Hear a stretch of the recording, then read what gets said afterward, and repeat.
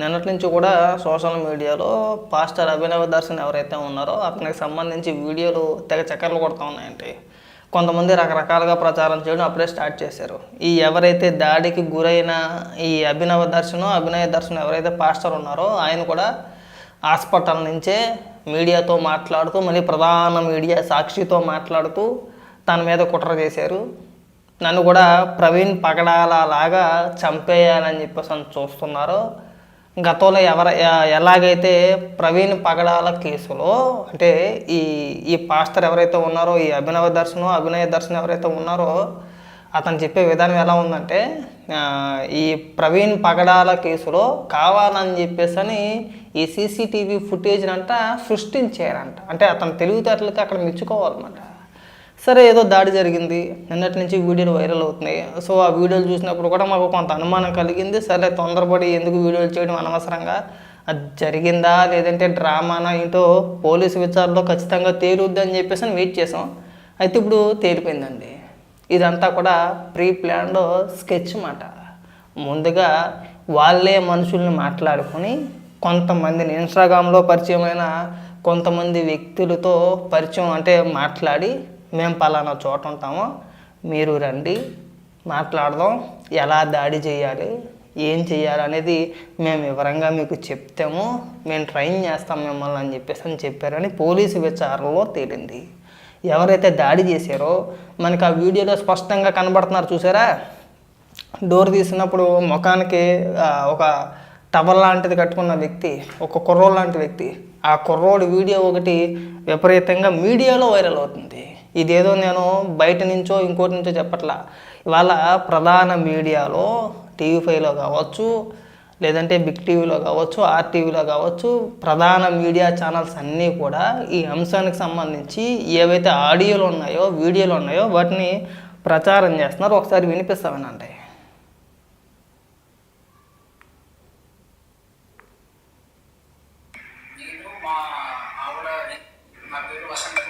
ఇదిగోండి మనకి ఆ వీడియోలో కనబడతారు కదా, ముఖానికి టవల్ కట్టుకున్న వ్యక్తి ఈ వ్యక్తి అన్నమాట, ఈ పిల్లోడు అన్నమాట. ఈ పిల్లోడికి ఎలా పరిచయం అయ్యారు ఏంటి అనేది వివరంగా చెప్తున్నాడు వినండి. నా పేరు వసంత కుమార్ అండి. నేను మా ఆవిడ రీల్స్ చేసుకుంటుంటే మీరు మాకు ఇన్స్టాగ్రామ్లో పరిచయం వేసి ఇలా మాకు వాళ్ళే చేయమని చెప్పాడండి. కార్ని కొట్టేసి వెళ్ళిపోండి, మీకు మేము చూసుకుంటాము అనేసి అభినయ్ దర్శన్ ఇంకా ఈ జాన్ బిన్నని చెప్పాడు. నా పేరు వసంత. విన్నారు కదా, ఈ పిల్లోడి పేరు వసంత కృష్ణ అంట. వాళ్ళ టీము ఇతను అప్రోచ్ అయ్యారన్నమాట. అతని భార్య ఇన్స్టాగ్రామ్లో రీల్స్ చేసుకుంటూ ఉంటే వాళ్ళు ఫోన్ చేసో మెసేజ్ పెట్టి ఆ ఆడియోలు కూడా వినిపిస్తా, ఒకసారి వినండి. అంటే వీళ్ళు తెలివితారనమాట.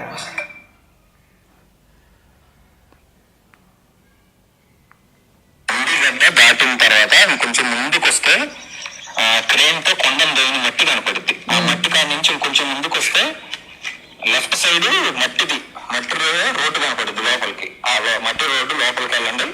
ఈ లోపలే మేము వస్తాం. కారు దూరం ఆగిద్ది. తర్వాత ఇంకా నేను వచ్చి మీకు ఒక 2 నిమిషాలు ట్రైనింగ్ ఇస్తా. ఎట్ట చేయాలా ఏందనేది చూద్దాం. బీడి బాటిల్ ఏమైనా ఉంటే 2-3 ఎత్తుకండి, ఎందుకంటే పొడవాలి కదా. ఇక ఈ ఆడియోలో టైం కూడా రికార్డ్ అయ్యే ఉంది. నిన్న 2:28 మధ్యాహ్నం. ఇక్కడ వాళ్ళు వాయిస్ మెసేజ్ ఏదైతే పెట్టారో ఈ అభినయ దర్శన్ అనే టీము ఇప్పుడు ఎవరైతే మాట్లాడిన పిల్లోడు ఉన్నాడో ఆ పిల్లోడికి వాయిస్ మెసేజ్ పంపించారు కదా ఇన్స్టాగ్రామ్లో. ఆ టైమింగ్ మాట నేను ఎన్ని గంటలకు పెట్టారండి, 2:28 పెట్టారు మధ్యాహ్నం. వినిపిస్తానండి.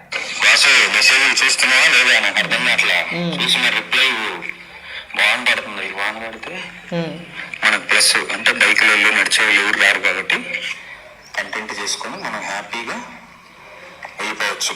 ఇదండి జరిగింది. మేము ముందు ఎందుకు స్పందించలేదంటే మాకు వీడియోలు చూడగానే అనుమానం వచ్చింది.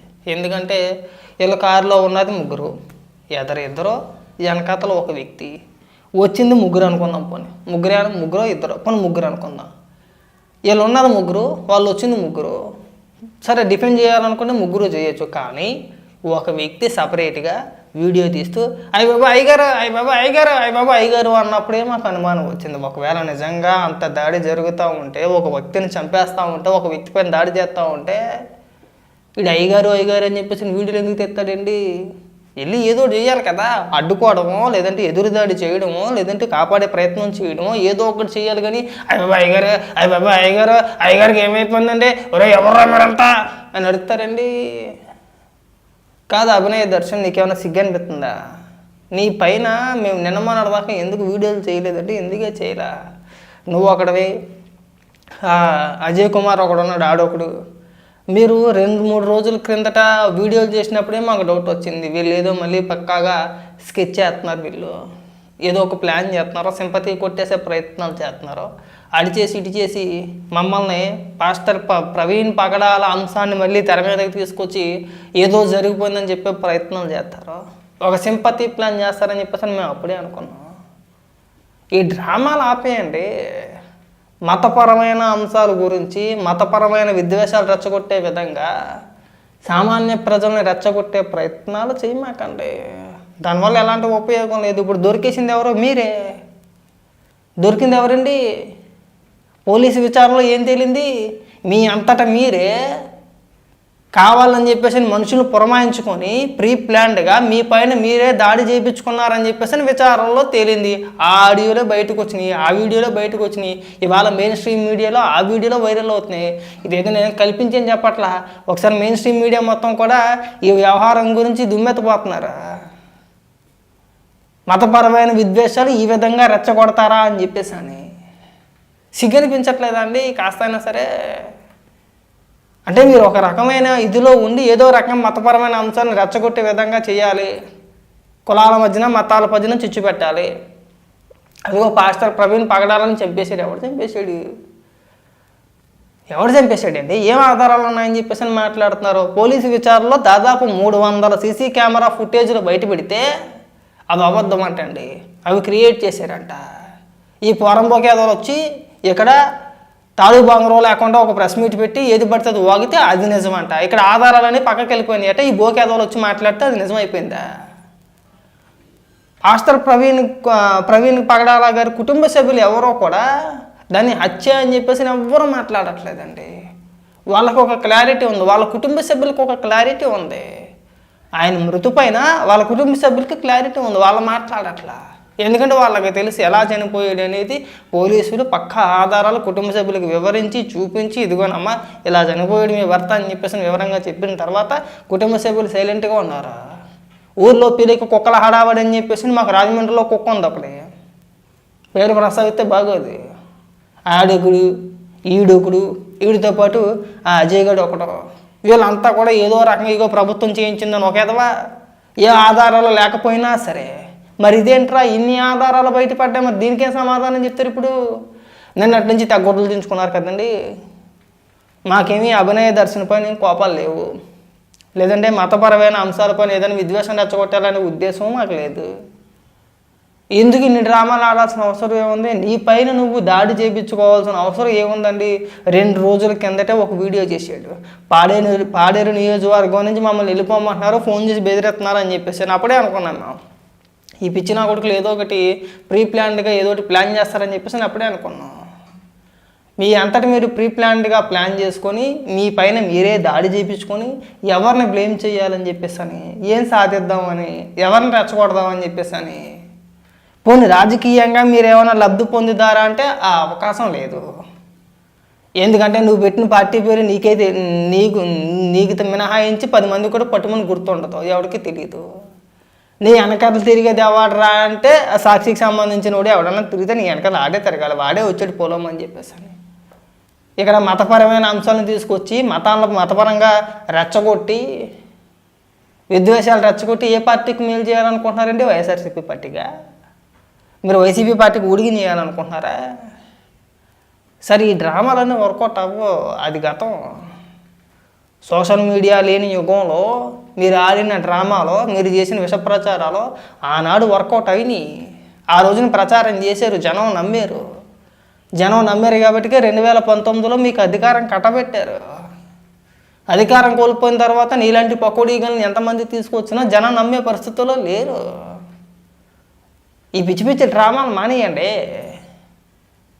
మీకేదో పెద్ద హైప్ వచ్చేద్దానో విపరీతంగా డ్రామాలు ఆడేసి ఇచ్చేసి, నేను మొదట్లో ఎందుకు చేయలేదు అంటే కారులో లేదంటే దాడి చేసినప్పుడు వీడియోలు చూసినప్పుడు కొద్ది డ్రామాగా అనిపించినా సరే, ఆ తర్వాత విజువల్ చూసిన తర్వాత గాయాలు కానీ లేదంటే ఆ రక్తం కానీ చూసినప్పుడు నాకు ఎందుకో కొద్దిగా డౌట్ కలిగిందండి. ఎందుకంటే అంత అలా అనిపించలా. సరే వదిలే పనులు వదిలేసేయండి, ఏదో జరిగింది మొత్తానికి. మనం ప్రతి దాని మీద కూడా మనం స్పందించి ఇదవ్వకూడదు. ఏం జరిగిందో ఏంటో మనకు పూర్తిగా తెలియదు. సరే మనకు తెలియకుండా డ్రామాలో గేమాలో అన్నా బాగోదు, పద్ధతి కాదు అని చెప్పేసినే స్పందించలా. కానీ ఇప్పుడు ఆధారాలతో సహా బయటకు వచ్చిన తర్వాత ఎవరైతే దాడి చేశారో దాడి చేసిన వ్యక్తులే వీడియో రిలీజ్ చేసి మమ్మల్ని సంప్రదించారు. వాళ్ళు చేయమంటేనే మేము చేసాము, ఇది ప్రీ ప్లాన్డ్గా చేయించుకున్న దాడి అని చెప్పేసి వాళ్ళే చెప్పిన తర్వాత స్పందించకుండా ఎలా ఉండాలండి? కడుపు అన్నం తింటారా, గడి తింటున్నారా? ఏం పిచ్చి జబ్బండి ఇదంతా? మాకు అర్థం కావట్లేదు. ఎవరికి మేలు చేయాలనుకుంటున్నారు మీరు? ఎవరిని రెచ్చగొట్టాలనుకుంటున్నారు? ఇప్పటికే ఒక రకంగా ఈ విషయం ప్రస్తావించచ్చో లేదో, ఒక రకంగా కులాల పరంగా కొట్టుకునే రోజులు కానించి మతపరమైన మతపరంగా కొట్టుకునే స్థాయికి వచ్చేసాం మనం. జగన్మోహన్ రెడ్డి పుణ్యమా అంటూ దాన్ని మీరు ఇంకొక లెవెల్కి తీసుకెళ్తున్నారు. మీరు ఒక స్థాయి నుండి ఇంకొక స్థాయికి కావాలని చెప్పేసి మీరే తీసుకెళ్తున్నారు దాన్ని. ఇది మంచిది కాదు, మనకే మంచిది కాదు, మన రాష్ట్రానికి మంచిది కాదు. మతపరమైన అంశాలు ఎప్పుడైతే చెలరేగుతాయో రాష్ట్రం అల్లకల్లోలం అయిపోద్దండి. రాష్ట్రంలో ఈ మతపరమైన దాడులు కావచ్చు, విధ్వంసాలు కావచ్చు, ఆస్తి నష్టం, ప్రాణ నష్టం ఇవి ఎక్కువగా జరుగుతాయి. మనం గతంలో అనేక రాష్ట్రాల్లో మనం చూసాం, పేర్లు ప్రస్తావించను కానీ అనేక రాష్ట్రాలు ఇప్పటికీ కూడా ఈ మతపరమైన అంశాల్లో వాటిలో కలగజేసుకొని వాటి వల్ల ఈ మతపరమైన అంశాల వల్ల రాష్ట్రాలు తగలబడిపోతున్నాయండి. ఈ ఒక్క మాట చాలు కదా మీకు, తగలబడిపోతున్నాయని ఒక మాట చాలు మనకు అర్థమైపోద్ది. సో ఆ పరిస్థితి ఆంధ్రప్రదేశ్ రాష్ట్రంలో తీసుకురామక్కండి. అది ఏ మతమైనా ఏ కులమైనా ఎవరైనా సరే, ఎవరిదైనా ప్రాణమే. ఒకసారి ప్రాణం పోయిందనుకోండి ఆ కుటుంబ సభ్యులు నష్టపోతారు. మనకు ఊడేది ఏమీ లేదు. మనం పైకి ఎన్ని మాట్లాడినా మాట్లాడతాం, నష్టపోయిన కుటుంబానికి తెలుసుద్ది లోటు ఏంటి అనేది. మీరు ఈ డ్రామాలు ఆడొద్దండి. ఈ డ్రామాలు ఆడి మీరు చక్కగా వెళ్ళిపోతారు, మీ కొంపల్లోకి మీరు దూరేస్తారా? ఈ కిందన అమాయక ప్రజలు కొట్టుకు చచ్చిపోవాలి. ఇక్కడ మేము గొప్ప అంటే మేము తోపు అంటే మేము అని చెప్పేసి ఎవరు కొట్టుకు సావాలండి? కింద ఉన్న వ్యక్తులు కొట్టుకు సావాలి. మీరేం చేస్తారండి? చక్కగా చేతి కట్టులు వేసుకోనండి, చక్కగా హాస్పిటల్లోనో లేదంటే మీ ఇంట్లోనో సెక్యూరిటీ పెట్టుకొని ఎవరిని రానివ్వకుండా చక్కగా తలుపులు వేసుకొని కూర్చొని టీవీలో చూస్తూ ఉంటారు ఎవడు ఎలా చచ్చిపోతున్నాడు అని చెప్పేసి అని. అంతేనా? ఇకనైనా సరే ఇలాంటి పిచ్చ డ్రామాలు ఆడి రాష్ట్రంలో మతపరమైన అంశాలు తీసుకురావద్దని చెప్పేసి అని కోరుకుంటున్నానండి. మీరు అల్లార్లు సృష్టించమాకండి. ఇక్కడ ఏది కూడా తప్పుల్ని ఒకసారి ఈ మతపరమైన అంశాలు కావచ్చు లేదంటే మతపరమైన దాడులు కావచ్చు ఏదైనా మొదలైన తర్వాత ఎవరిది తప్పు ఎవరిది ఒప్పు అని చెప్పేసి ఎవడో చెప్పలేడు. వాటిని ఎంతలో ఉంచాలో అంతవరకు ఉంచినంత వరకే మనం మాట్లాడగలుగుతాం. చేయి దాటిపోయిన తర్వాత ఒకసారి గొడవలు స్టార్ట్ అయిన తర్వాత కొట్లాటలు మొదలైన తర్వాత ఎవరిది తప్పు ఎవరిది ఒప్పు అని చెప్పేసి అని ఏమీ చెప్పలేమండి. మొదట రెచ్చగొట్టేది మీలాంటి వ్యక్తులే. పైగా ఏదైనా జరిగిన తర్వాత మళ్ళీ ఏమీ తెలియని అమాయకుల్లాగా అదిగో మా పైన దాడి చేశారు అని అడ్డం కాదండి. ముందు ఇలాంటి డ్రామాలు ఆపేయండి. డ్రామాలు ఆపితే బాగుంటుందని చెప్పేసి అని కోరుకుంటున్నాం. ఇంతకుమించి మేము చెప్పేది ఏమీ లేదండి.